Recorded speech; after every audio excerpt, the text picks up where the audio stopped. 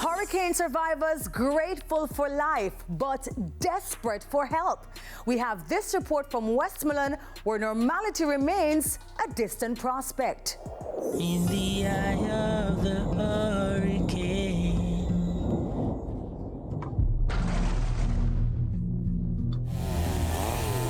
I am a witness of your goodness.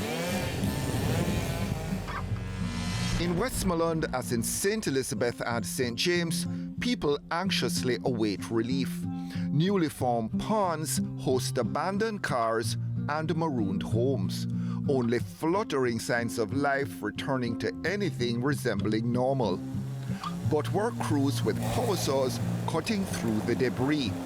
The hurricane worsening the effects of flooding here in Little London, but flooding also a perennial problem for man-made reasons.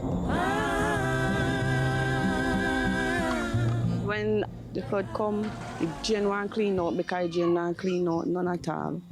So anytime when the drain not clean out, it just come over. Anytime rain fall, you see water come up in our place.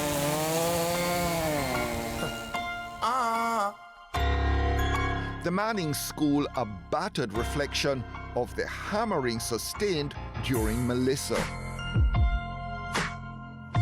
Steve Gordon is the headmaster. Every single building on the compound has been touched. Some worse than others. The idea is to try to figure out where we go from here. I'm certainly going to lean on the Ministry of Education. I'm going to lean on the past students. And I'm going to lean on the current students and parents. I can tell you that I've heard of students who would have lost their entire house. Their home has disappeared. Black River to Savalanamar, I've seen where persons are pulling their children with suitcases, bags, knapsack, scandal bags, you name it, to move to somewhere that is safer. I've seen trucks, hand carts, moving persons' bed, whatever it is that is left of what they can recognize as their own, they are moving with it to another location. Traffic once more moving in Savannah Lamar. Fruits and vegetables still available. Everywhere you look, people on their phones. A few devices charging on the roadside thanks to a generator. Taxis running again. People selling but didn't see many takers. Frankly, we've seen worse. But then there's always someone with a heartbreaking story. I lose my farm, I lose my house, 2 houses I lose, my bar and my restaurant. I still at the bus park here, so. And 3 limb drop on my shop. The roof come off. I don't have no mattress and they want to treat me asleep when I want sofa. I'm outside, I don't have nothing. And then I give away things over Red Cross and I go over there and I don't get nothing. I pay a case. Pay a vehicle, I drive past, a helicopter over me. Nobody not give me anything. Not even a cup of water I don't get from no one. I'm really suffering. I have my family, I have a mentally ill daughter. She presently in the hospital and she have a son. We don't have nowhere to go. Nowhere to go. I have to beg them and keep her in the hospital if possible, a little longer. Because I can't take her where she go. She always a running for her home. No, there's no home. And no prospects. I try a little thing, I cook some food, I say I can make up buy a mattress or something to start back life. Look here, I can't get ice, nothing. Igloo, no ice in there. I try to see if I can just sell something same way as it is. You understand? I cook my food, no water hard for me get water. People have to break out pipe, when they break out the pipe, you know, with the good water there.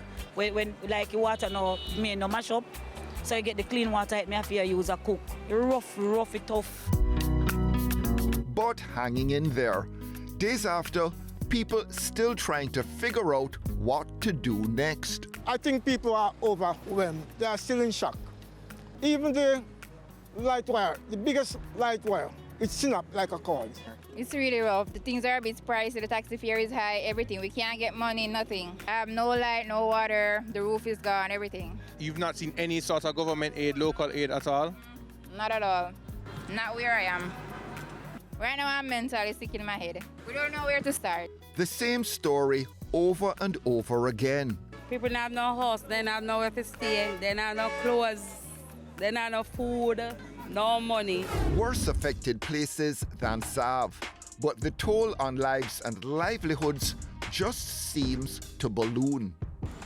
It's my first time out since it happened, like in where it's kind of busy, like everybody's getting back on feet because we have to. We can't stay still, we have to keep moving. My phone is dead. I have no electricity.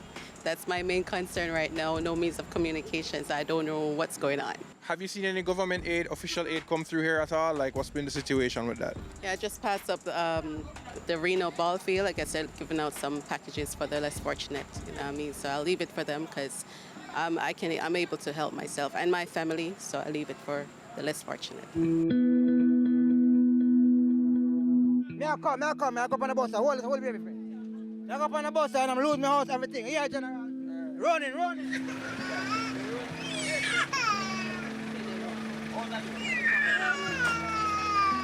We just have to do what we have to do is start mash up, house stop gone, shop turn over, then thief out everything out of my shop. One little money when I have left, I have to just take it, come buy 2 juice and company road, come try and make back our money car. My baby them have to survive, food have to buy. We don't have nowhere to sleep. I want canvas right now if we tie out and sleep underneath the car. House stop gone. Now nobody to fix it back for me. We don't have no money. That I hit. Where's the community you're from? Russia. How is it down there? Everything flat. I live against the river, so the river come over and the house top gone and the seal them in the house break up and we have a shop right inside, right at the gate. It flat out and everything, we lose everything. All right, get that drive. All right, take care, auntie. All the best. Have you seen any government or official aid come through Sablamar? No, I know Sablamar, I live in a jar display. Or to your community? No, we don't see nothing yet. Yeah, man, me there, you know. They will match up, you know.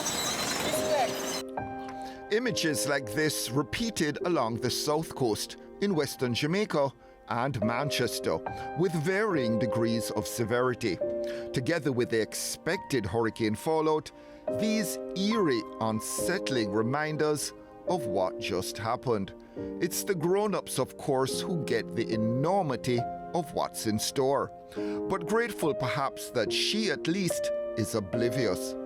These days, no lingering in South if you've got to leave town to get home before nightfall. There's no light, sir. Where's home? Land dialogue. Have a nice day. Our great evening or night, sir.